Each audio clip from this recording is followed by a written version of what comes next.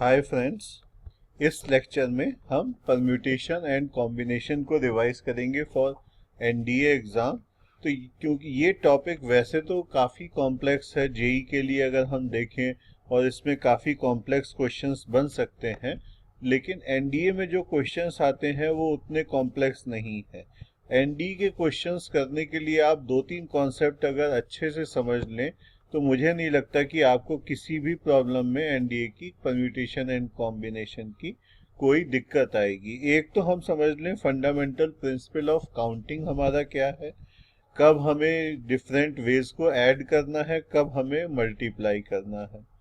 दूसरी चीज हमें सीखनी है इसमें कि परम्यूटेशन कहाँ लगेगा और कॉम्बिनेशन कहाँ लगेगा। तो पहले चलिए हम डिस्कस करते हैं फंडामेंटल प्रिंसिपल ऑफ काउंटिंग। तो फंडामेंटल प्रिंसिपल ऑफ काउंटिंग हमारा क्या कहता है, अगर हम दो इवेंट्स को लेके चलें, एक हमारा है ए और एक हमारा है बी, तो अगर ए को करने के होने के या ए इवेंट होने के हमारे जो पॉसिबल वेज हैं वो एम वेज हैं, और बी के होने के हमारे जो नंबर ऑफ वेज हैं वो हमारे एन वेज हैं। तो number of ways of doing the work A और बी, जब भी हम ए या बी वाली बात करें कि ए हो जाए या बी हो जाए हमारा, तो हमारा उसके जो नंबर ऑफ वेज हैं उसमें एडिशन प्रिंसिपल लगेगा काउंटिंग के लिए। तो this is the addition principle of counting कि हमारे number of ways m plus n होंगे। और अगर हमारा ये है, हमें दूसरी चीज हमारा क्या पॉसिबिलिटी है इसमें कि number of ways of doing both the works. एक तो था कि ए करें या बी करें, एक है कि ए भी करना है और बी भी करना है। तो अगर उसके हमारे वेज जो है एम एंड एन है, तो इसमें मल्टीप्लिकेशन प्रिंसिपल लगता है जब बोथ करने हो, और इसको हम डिनोट करते हैं मल्टीप्लिकेशन प्रिंसिपल ऑफ काउंटिंग। तो इसके हमारे नंबर ऑफ वेज हो गए m इंटू एन। तो ये चीजें मैं आपको एग्जाम्पल से ट्रिक्स वाले लेक्चर में डिटेल में बताऊंगा। अभी जस्ट आई एम लिस्टिंग की हमारे जो फंडामेंटल प्रिंसिपल है काउंटिंग का वो हमारा क्या है। अब हमारा नेक्स्ट टॉपिक है फैक्टोरियल नोटेशन। एक इस वाले चैप्टर में हम एक नए नोटेशन को यूज करते हैं कि फैक्टोरियल थ्रीज और फैक्टोरियल एन। तो ये इसलिए करते हैं कि जो हमारे वेज निकल के आते हैं वो इस फॉर्म में होते हैं, तो अगर हम फैक्टोरियल नोटेशन यूज कर लेते हैं तो हमारे को बहुत सारी कैलकुलेशंस और बहुत सारा लिखने में सिंप्लीफिकेशन हो जाता है, नहीं तो हम हर लाइन में बहुत लंबे लंबे एक्सप्रेशन लिखेंगे। तो उसके लिए हम फैक्टोरियल एन को यूज करते हैं। इसका हमारा दो मेथड है फैक्टोरियल एन का लिखने का। एक तो एन के बाद एक्सक्लेमेशन मार्क लगा दिया, और दूसरा हमारा मेथड है इस तरह से एन के अंदर को हमने इस तरह से करके लिख दिया। तो ये दोनों नोटेशंस हमारे फैक्टोरियल के हैं फैक्टोरियल एन के लिए। तो अब हमारा फैक्टोरियल एन की वैल्यू क्या होती है ये हम डिस्कस कर लेते हैं। तो फैक्टोरियल एन हमारा होता है, एन से शुरू करें हम और उसको मल्टीप्लाई करें एन माइनस वन। ठीक है, तो एन से शुरू किया, फिर एन माइनस वन से मल्टीप्लाई किया, फिर एक कम उससे कर लिया तो एन माइनस टू से किया मल्टीप्लाई, और इसको हम कहाँ तक लेके गए, इसी तरह से मल्टीप्लाई करते करते वन तक लेके गए। या रिवर्स में आप समझ लें इसी चीज को कि हमने अगर फैक्टोरियल में एन का एक तो लिखने का मेथड ये हो गया, एक हमारा मेथड हो गया कि वन से शुरू किया, 1.2.3.4 dot dot dot and up to n minus one, then finally n। तो ये वाला जो प्रोडक्ट है ये हमारा फैक्टोरियल n कहलाता है। तो इसी प्रोडक्ट को हम वन से शुरू करके n पे खत्म करें मल्टीप्लिकेशन, या n से शुरू करके एक कम करते चले जाएं और वन पे खत्म करें, दोनों ही हमारे वैल्यू जो है वो फैक्टोरियल n से डिनोट की जाती हैं। यही चीज हमें और क्लियर हो जाएगी कि अगर हम n की जगह कोई नंबर ले लें, तो फैक्टोरियल n की जगह हम क्या करें, हमने से फैक्टोरियल 5 की वैल्यू निकालनी है। तो अगर डिक्रीजिंग वाले मेथड से हम इसको लिखेंगे तो हमारी वैल्यू कितनी आ जाएगी, 5 4 3 2 1। ये हमारी वैल्यू हो गई विच इज इक्वल टू 120। और अगर हम दूसरे वाले मेथड से लिखते तो क्या होता, 1 2 3 4 5, उससे भी हमारी वैल्यू 120 ही आती। सिमिलरली हम फैक्टोरियल 4 को लिख सकते हैं 4 3 2 1। तो ये जो कॉमन फैक्टोरियल्स हैं, फैक्टोरियल 4 5 6, ये हमें याद होने चाहिए क्योंकि इनका कई क्वेश्चंस में यूज होता है। तो फैक्टोरियल, हमें जो फैक्टोरियल्स याद होने चाहिए उनकी वैल्यू है, एक हमें फैक्टोरियल 5 याद होना चाहिए कि दिस इज इक्वल टू 120, एक हमें फैक्टोरियल 4 याद होना चाहिए कि this is equal to 24, and एक हमें याद होना चाहिए फैक्टोरियल 6 की value which is equal to 720। तो ये 3 फैक्टोरियल्स अगर हम याद करेंगे तो क्योंकि इनका बहुत फ्रीक्वेंट यूज होता है तो हम काफी टाइम एग्जाम में सेव करेंगे। अब कुछ प्रॉपर्टीज इसकी डिस्कस कर लेते हैं। तो फैक्टोरियल की जो हमारी सबसे इंपॉर्टेंट और सबसे ज्यादा यूज होती है प्रॉपर्टी, वो है, जो हमारी प्रॉपर्टी सबसे ज्यादा यूज होती है वो है कि फैक्टोरियल 0 की क्या वैल्यू है। फैक्टोरियल 0 की वैल्यू हमारी होती है 1 which is same as value of factorial 1। तो ये हमारी फर्स्ट प्रॉपर्टी हो गई फैक्टोरियल की। तो फैक्टोरियल केवल हमारे नेचुरल नंबर्स के होते हैं क्योंकि हम उसमें एक एक नंबर घटाते जा रहे हैं। तो हम फैक्टोरियल नेगेटिव इंटीजर्स या फ्रैक्शंस, इन सब के हमारे फैक्टोरियल्स डिफाइंड नहीं होते हैं। तो what is the value of factorial से factorial -3, it is simply undefined. जो हमारे लिमिट्स में आता है ना ये वाला चीजें कि भाई कुछ चीजें डिफाइंड है कुछ अनडिफाइंड है, तो ये जो फैक्टोरियल हमारा ऑफ ए नेगेटिव नंबर और ए फ्रैक्शन जो है ये हमारे अनडिफाइंड है। नेक्स्ट इसकी प्रॉपर्टी है कि हमारा फैक्टोरियल ऑफ n, अगर हम इसको लिखें n(n-1) इस फॉर्म में लिखें तो क्या हुआ, n(n-1) n-2 up to 3 to 1। तो अगर हम उसमें से n को हटा के बाकी टर्म्स को देखें तो that is nothing but n-1 factorial. तो factorial n can be written as n factorial n-1, and factorial n-1 can further be written as n-1 factorial n-2। तो ये प्रिंसिपल हम कई बार यूज कर सकते हैं प्रॉब्लम्स में, और इस तरह की प्रॉब्लम्स जो है ना वो एनडीए के एग्जाम्स में काफी आती हैं। नेक्स्ट हमारी प्रॉपर्टी है factorial n upon factorial r। तो जब भी हम n p r की वैल्यू कैलकुलेट करते हैं तो इसी तरह का आ जाता है। तो ये वैल्यू हमारी होती है n(n-1) n-2 up to r+1। तो ये हमारा इसका फैक्टोरियल हो गया क्योंकि ऐसे ही हमने इसको लिखते चले गए फैक्टोरियल n को, n फैक्टोरियल n-1। सिमिलरली अब जब तक हम इसको लिखते गए और फिर हमारा क्या आ गया n(n-1) n-2 n-r+(-1), and then we will be left with factorial r+1 and तो ये हमारी इसकी वैल्यू हो गई। तो इसको अगर हम किसी एग्जाम्पल से समझेंगे तो हमें जल्दी समझ में आएगा कि what is the value of factorial 6 upon factorial 4। तो ये वैल्यू हमारी क्या हो गई कि हमारी वैल्यू हो गई 6.5। तो ये हमारी आंसर इसका आ गया 30।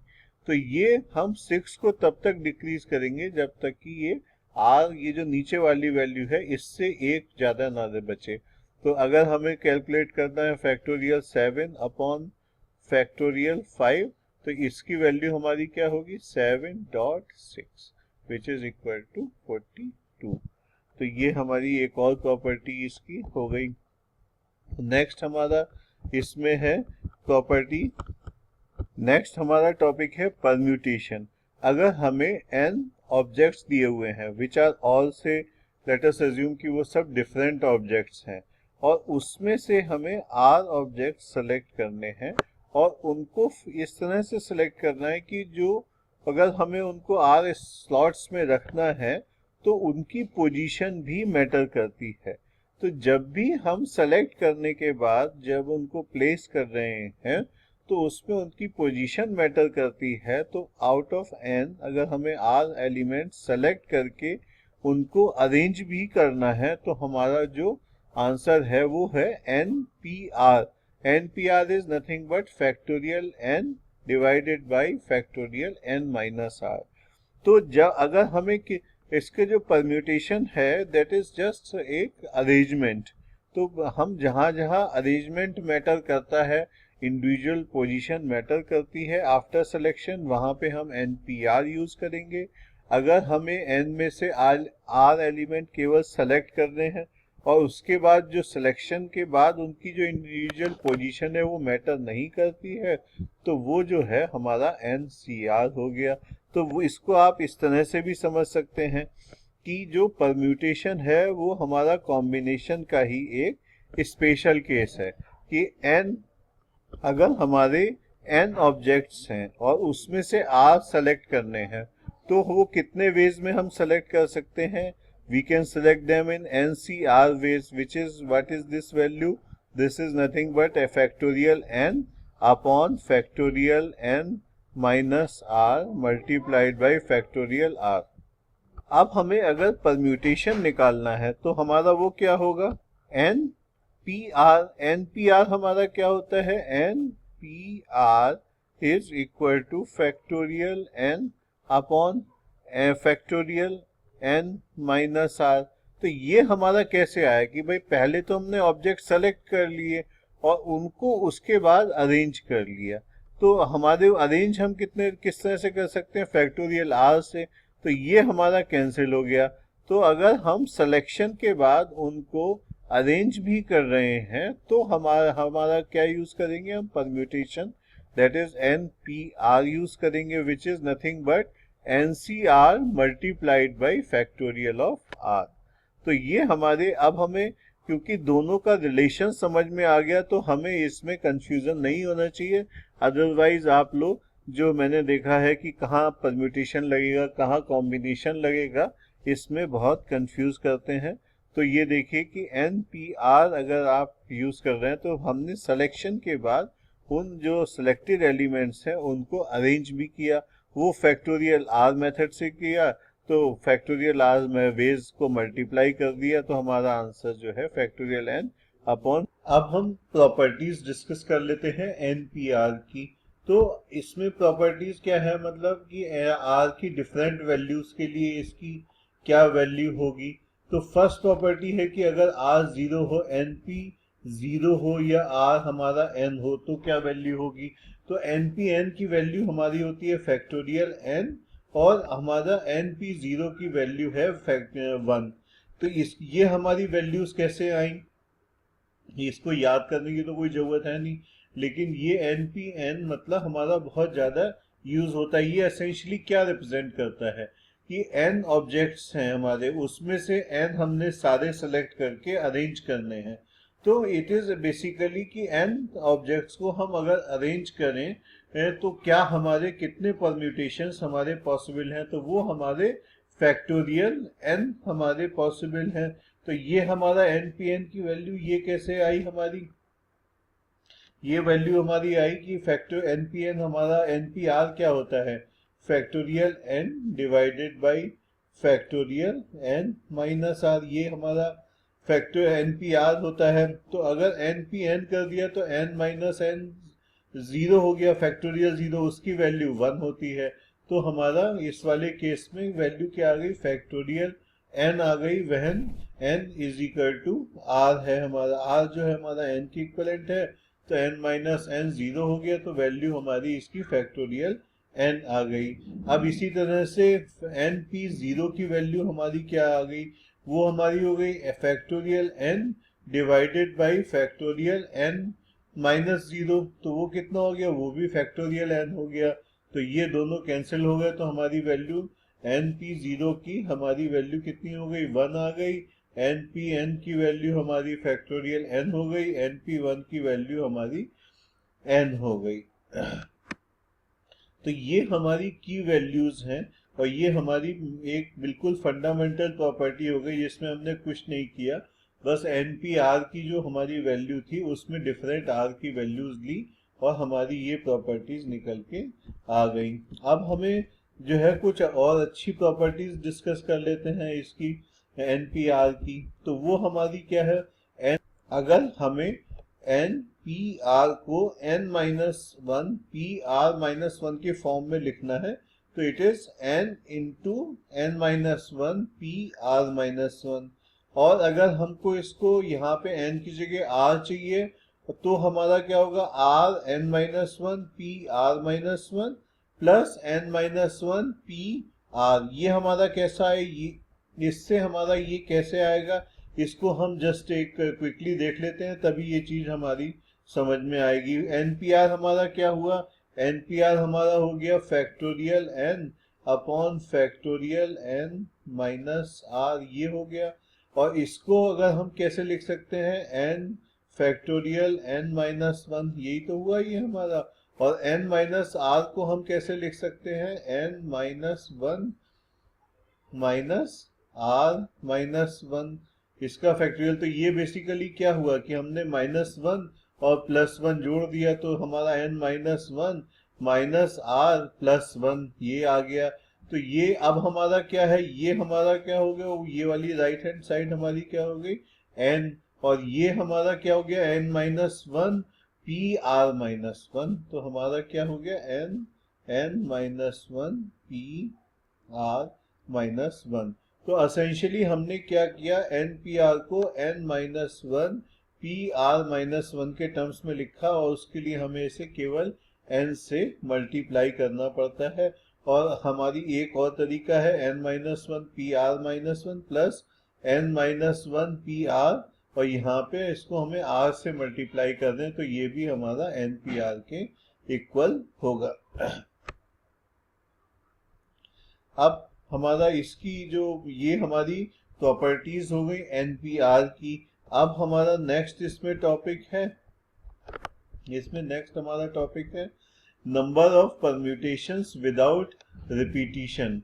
तो एक तो हमने पहले वाले केस में एक हमारा केस है कि रिपीटिशन अलाउड है, और एक अब हमारा केस है कि जब हम परम्यूटेशंस कैलकुलेट करने हैं और हमारा रिपीटिशन अलाउड नहीं है। तो ये मान लीजिए कि हमें n r बंदों को बिठाना है और हमारे पास टोटल n बंदे हैं, तो और हमारे ये प्लेसेस हैं 1 2 3 4 अप टू r है। तो 1 पे हम लोग कितनी क्या चॉइस है भाई, अगर हमारे पास n बंदे हैं तो n में से कोई भी यहाँ बैठ सकता है, तो हमारी चॉइस है n। फिर सेकंड प्लेस में हमारे n माइनस वन लोग बैठ सकते हैं क्योंकि एक बंदा को तो यहाँ बिठा दिया ना और रिपीटिशन अलाउड नहीं है। तो दूसरे प्लेस पे बिठाने के लिए हमारे पास एक कम बंदा बचा तो n माइनस वन हो गया। थर्ड प्लेस पे बिठाने के लिए n माइनस टू, फोर्थ के लिए n माइनस थ्री, और rth प्लेस के लिए n minus r minus one. ये हमारे चॉइसेस बची। तो ये हमारा जो टोटल चॉइस क्या हो गई, वो इनका प्रोडक्ट हो गई सारों का। तो हमारा इसका क्या आंसर आएगा कि अगर हमें अरेंजमेंट करने हैं और नंबर हमारे पास r प्लेसेस हैं, तो हमारा क्या आंसर हो गया n minus one n minus two up to n minus r plus one, which is nothing but हमारा factorial n upon n minus r factorial, which is the definition of NPR। तो ये concept हमने आपको पहले भी explain किया था और अब इस तरह से भी एक्सप्लेन कर दिया। तो आई होप कि अब आपको ये कॉन्सेप्ट क्लियर हो गया होगा, क्योंकि इसी कॉन्सेप्ट से हमारे परम्यूटेशंस के कई क्वेश्चंस होंगे एनडीए लेवल के। अब अगर हमारे पास n पर्सन्स हैं, उनको r प्लेस में बिठाना है लेकिन हमारा रिपीटिशन अलाउड है, तो क्या हुआ, फर्स्ट प्लेस पे हम n बंदे बिठा में से कोई भी एक आ सकता है, तो n वेज है, n चॉइसेस हैं हमारे पास। लेकिन सेकंड प्लेस में भी हमारा रिपीटिशन अलाउड है, तो सेकंड प्लेस पे भी हमारे पास n चॉइसेस हैं। इसी तरह से थर्ड प्लेस पे भी हमारे पास n चॉइस है। तो हमारी टोटल चॉइस कितनी हो गई, n into n into n up to r times. तो हमारी चॉइसेस हो गई n to the power r। तो अगर हम रिपीटिशन को अलाउ करते हैं तो हमारे n में से इसमें से क्या हमारा रिजल्ट आया, n to the power r। ये हमारे number of ways of filling the r places out from the n choices. तो here it is n to the power r। अब हमारा नेक्स्ट टॉपिक है सर्कुलर परम्यूटेशन। तो circular permutation क्या होगा कि अगर मान लीजिए कोई सर्कुलर टेबल है, उसके जो उसके लॉन्ग जो है चेयर्स पड़ी हुई हैं और उन पे लोगों को बिठाना है, तो वो वाला जो हमारा परम्यूटेशन होगा, इस टाइप के परम्यूटेशन को हम क्या बोलते हैं, सर्कुलर परम्यूटेशन। तो सर्कुलर परम्यूटेशन में जो ऑब्जेक्ट्स हैं या ह्यूमन बीइंग्स हैं या कुछ भी जो हमें अरेंज करना है, वो एक क्लोज्ड कर्व के अलोंग हमें करना है। और क्लोज्ड कर्व का क्या मतलब है कि कहीं एक पर्टिकुलर पॉइंट से हमने शुरू किया तो वहीं पे घूम के खत्म हो जाने चाहिए हमारा वो वाला कर्व। तो ये हमारा केस को हम, ये एक स्पेशल केस है, इसको हम सर्कुलर परम्यूटेशन कहते हैं। तो इसके सर्कुलर परम्यूटेशन में बेसिकली क्या है, इसमें और दूसरे वाले में हमारा डिफरेंस क्या है कि हमें सर्कुलर परम्यूटेशन में एक पोजीशन हमें फिक्स करनी पड़ती है। तो अगर हमारे पास n ऑब्जेक्ट्स हैं जिनको हमें n सर्कुलर प्लेसेस पे एडजस्ट करना है, तो हमारे पास जगह कितनी बचेंगी, क्योंकि एक हमने फिक्स कर दी तो n-1 जगह बचती है। अगर हमें ये चीज समझ में आ जाए और क्लॉकवाइज और एंटी क्लॉकवाइज का सिस्टम समझ में आ जाए, तो हम सर्कुलर परम्यूटेशन का कोई भी क्वेश्चन आसानी से कर सकते हैं। तो number of circular permutation of n different things taken all at a time is factorial n-1। तो अगर हम इसमें क्या अज्यूम कर रहे हैं कि क्लॉकवाइज और एंटी क्लॉकवाइज आर हमारे डिफरेंट हैं, अगर वो हम सेम मान लेंगे तो हमारे अरेंजमेंट जो है वो फैक्टोरियल n-1 अपॉन 2 हो जाएंगे। फैक्टोरियल n की अगर हमारा नॉर्मल सीटिंग अरेंजमेंट है तो उसमें अगर n लोगों को हमें एडजस्ट करना है तो हमारे परम्यूटेशंस कितने होते थे, फैक्टोरियल n होते थे।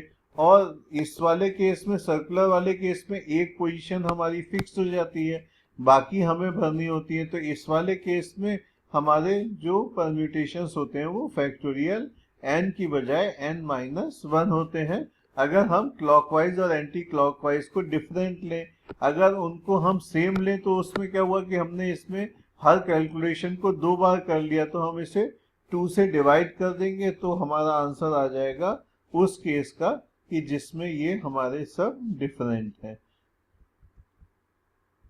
अगर हम क्लॉकवाइज और एंटी क्लॉकवाइज को सेम मान के चलते हैं तो हमारे जो पॉसिबल नंबर ऑफ वेज हैं वो परम्यूटेशंस जो हैं वो फैक्टोरियल n-1 अपॉन 2 है। और number of circular permutation of n different things taken r at a time, अगर हम उसमें, अभी तो हमने taken all at a time कर लिया था, तो हमारा क्या आ गया था, फैक्टोरियल n-1।